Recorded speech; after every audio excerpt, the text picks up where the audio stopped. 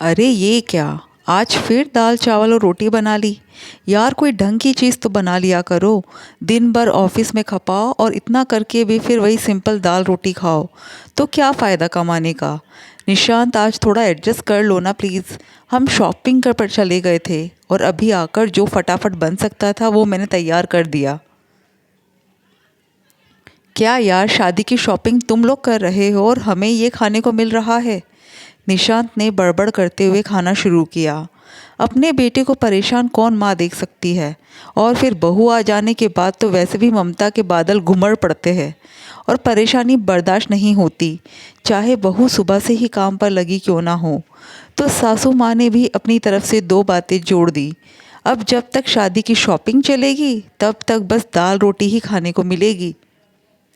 सासू माँ का बोलना हुआ और वाणी का पलटकर देखना हुआ। ऐसे क्या देख रही है? गलत नहीं कह रही हूँ। ज़रूरी था तेरा स्कूल जाना, छुट्टी कर लेती। आपको कितनी बार समझा चुकी हूँ कि एग्ज़ाम का टाइम चल रहा है, मुझे छुट्टी नहीं मिल सकती। पर आप है कि अरे बस करो तुम दोनों, खा तो रहा हूँ। निशांत ने बात को वही ख़त्म करने के इरादे से कहा। वाणी का संयुक्त परिवार था जिसमें सास ससुर, वाणी और उसका पति, उनके दोनों बच्चे कृषि और नीति और एक देवर है। वाणी स्कूल में जॉब करती है। अगले महीने वाणी के देवर की शादी थी, उसी की शॉपिंग की बात हो रही थी। हालांकि वाणी ने शादी की तारीख पक्की हुई थी उस समय कहा भी था कि आप प्लीज़ डेट को थोड़ा आगे बढ़ा दीजिए, एग्ज़ाम टाइम में ये सब नहीं हो पाएगा। लेकिन सासू माँ ने ये कहकर चुप करा दिया कि शुभ कामों को आगे नहीं बढ़ाया जाता। तुम्हारी एक छोटी सी स्कूल की नौकरी के लिए भला मैं मेरे बेटे की शादी क्यों आगे बढ़ाऊँ। छोड़ दो नौकरी अगर नहीं होता तो, पर तारीख आगे नहीं बढ़ेगी। आखिर वाणी को चुप होना पड़ा। वाणी जानती थी कि सबसे ज़्यादा बुरी हालत वाणी की होने वाली है। सुबह उठकर घर का काम करती, बच्चों को तैयार कर स्कूल भेजती, फिर खुद को तैयार होकर स्कूल जाती।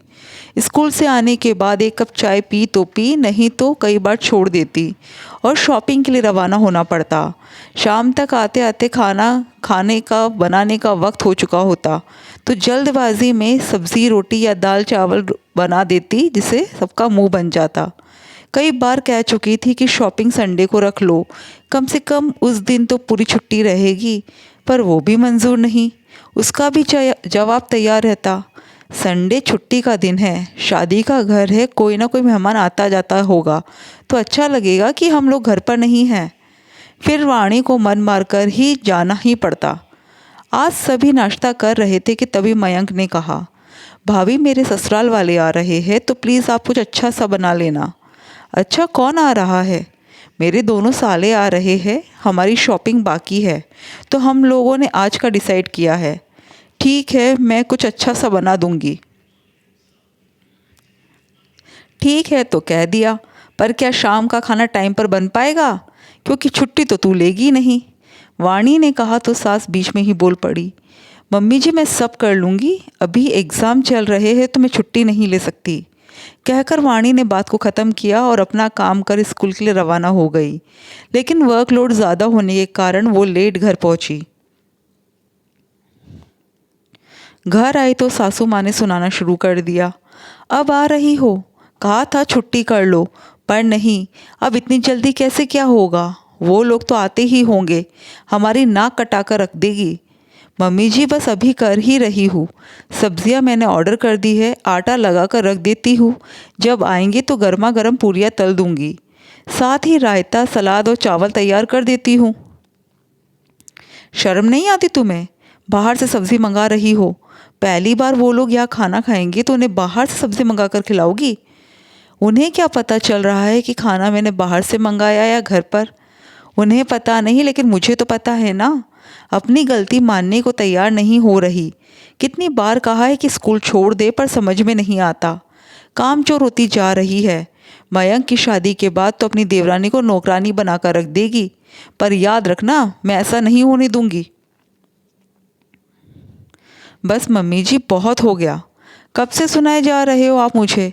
आपकी यही सोच इस घर के दो हिस्से करेगी, लेकिन बदनाम बड़ी बहू हो जाएगी। बहू हूँ, मशीन नहीं हूँ, मैं भी थक जाती हूँ। अगर मैं लेट आई तो कम से कम आप ही कुछ तैयारी कर लेती। वाणी की बात सुनकर सासू माँ चुप हो गई और चुपचाप बाहर वाले कमरे में आकर बैठ गई। 2-3 दिन तक उनका मुंह ऐसे ही फुला रहा। उन्होंने वाणी से बातचीत भी नहीं की, पर इस बार वाणी ने भी मनाने की कोशिश नहीं की। आखिर कब तक मशीन बनकर सबको खुश करती रहेगी, इसलिए इस बार कुछ ना बोली।